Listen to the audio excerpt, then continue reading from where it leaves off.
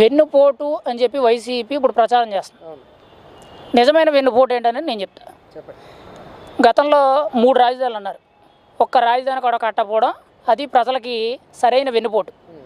Visakha railway zone అన్నారు. అసలు railway zone కాదు కదా, ఆ మాటే లేదు. అది వెన్నుపోటు.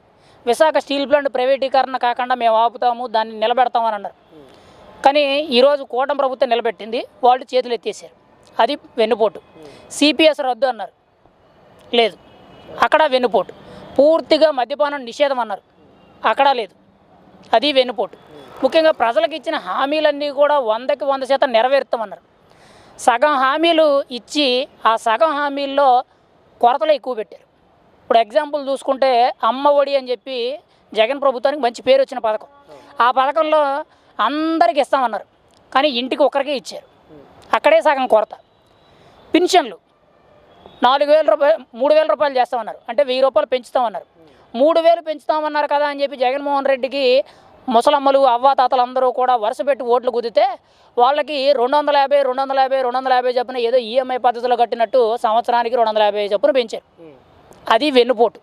ఇంకా ఇలాంటివి చెప్పుకుంటే గత ప్రభుత్వంలో ఎన్నో ఉన్నాయి. స్పెషల్ స్టాటస్లు అన్నారు, రాజధాని పూర్తి చేస్తామన్నారు.